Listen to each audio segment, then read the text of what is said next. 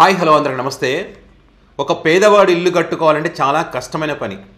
మరి అలాంటి కష్టమైన పనిని చెమటోడ్చి రూపాయి కూడబెట్టి మరి తన కలను నెరవేర్చుకుంటే అలాంటి ఆ కలల గూడును తమ స్వార్థం కోసం రాజకీయ నాయకుల అండదండలతో కూల్చివేసినటువంటి పరిస్థితి.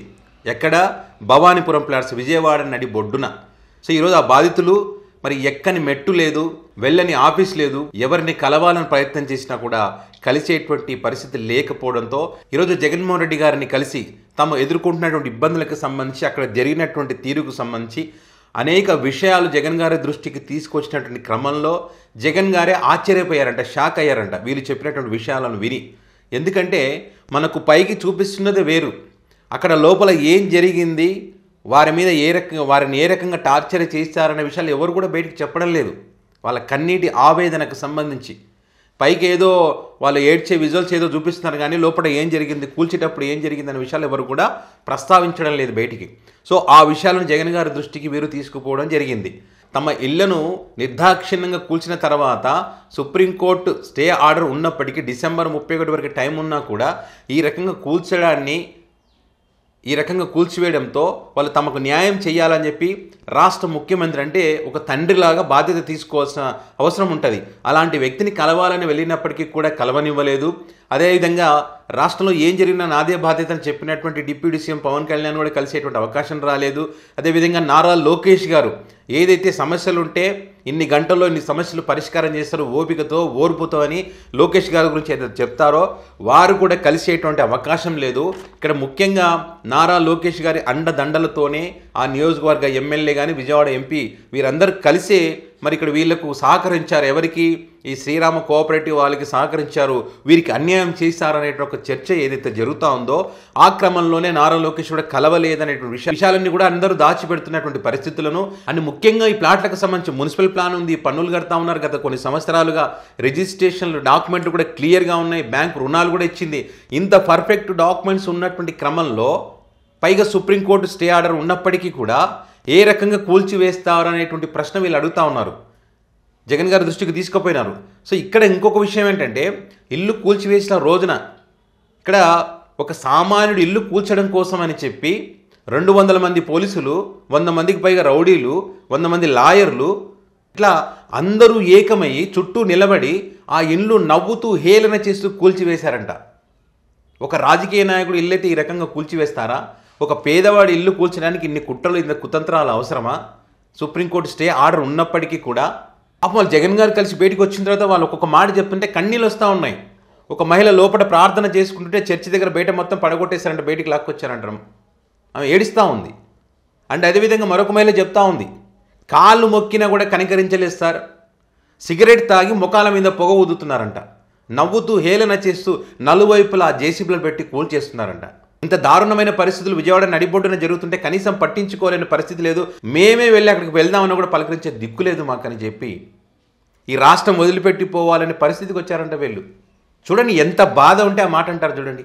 భర్త లేని ఆడవాళ్ళు, తోడు లేని వృద్ధులు, ఇట్లా ఒకరేమిటి రకరకాల వ్యక్తులు అక్కడ ఇల్లు కట్టుకొని కష్టపడి ఇల్లు కట్టుకున్నటువంటి చాలామంది ఉన్నారు అక్కడ.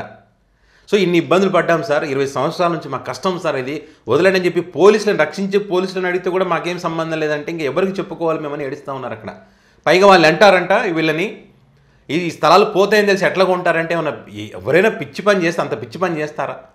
కష్టపడేవాడు ముఖ్యంగా పేదవాడు ఆ పని చేస్తాడా? కష్టపడి సంపాదించిన డబ్బుతో ఈ ప్లాట్లు పోతాయని తెలిసినా కొంటాడు ఎవడైనా? కొనరు కదా, భద్రత ఉండాలని కోరుకుంటాడు కదా. మరి ఇప్పుడు వీళ్ళు చెప్తా ఉన్నారు, వీళ్ళు ఒక మంచి పాయింట్ కూడా చెప్పారు ఇక్కడ.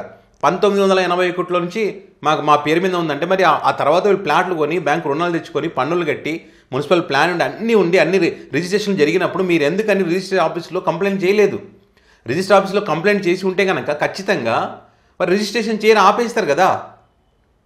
మరి ఆ పని ఎందుకు చేయలేదు మీరు? 2021లోనే వీళ్ళకి రిజిస్ట్రేషన్ జరిగినాయి, అంటే టీడీపీ హయాంలోనే జరిగినాయి ఇవన్నీ కూడా. అంటే ఇక్కడ కుట్ర కనిపిస్తుంది కదా.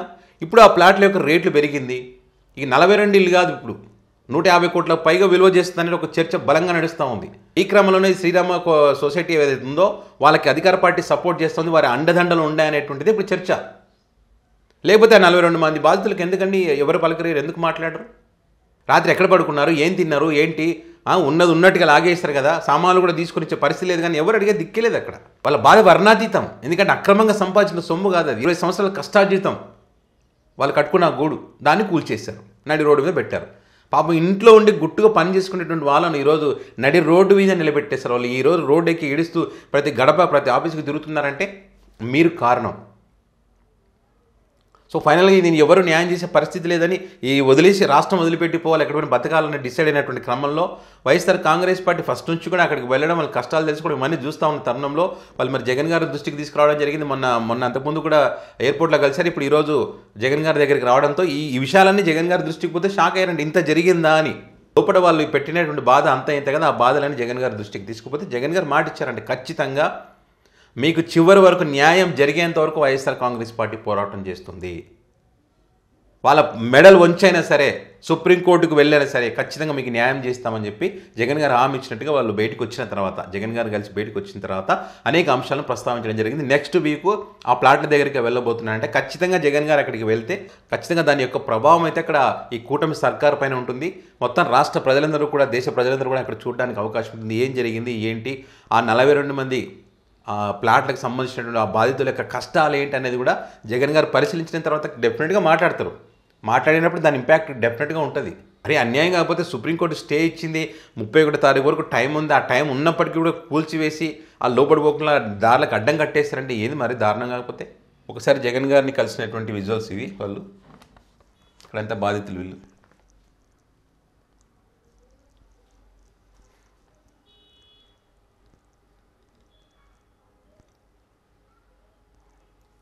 పాపం వాళ్ళు ఏం తెలుసా, ఒక్కొక్క మాట 2 మాటలు మాట్లాడి తట్టుకోలేకపోయి ఏడుస్తున్నారు పాపం. ఎంత బాధ ఉంటుంది చెప్పండి పాపం, ఎంత కష్టపడి ఉంటారు వాళ్ళు. అలాంటి ఇల్లు కళ్ళ ముందే కూలిపోతుంటే ఎంత అసలు మరి దారుణం. మరి ఇంత దారుణంగా, నిర్దాక్షిణ్యంగా, కనికరం లేకుండా, సిగరెట్ తాగుతూ పొగలు ఊతూ కాళ్ళు పట్టుకున్న వదలకుండా, ఇది మరీ టూ మచ్.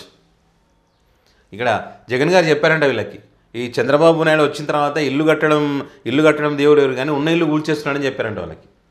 ప్రభుత్వం ఇట్లనే ఉంటుందమ్మా, ఖచ్చితంగా నేను ఖచ్చితంగా న్యాయం చేస్తానని చెప్పాడంట జగన్ గారు. అదిగో పాపం కన్నీళ్ళు పెట్టుకున్నా, ఎవరిని కదిలించినా అంతే.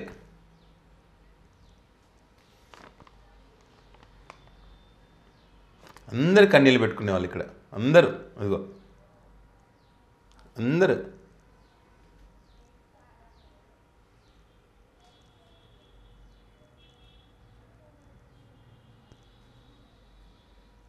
ఆడవాళ్ళ కన్నీళ్ళ ఉసురు ఊరికే పోదు, వాళ్ళని ఏడిపించకూడదు ఎప్పుడే కానీ, అంత ఏడిపిస్తున్నారు పాపం.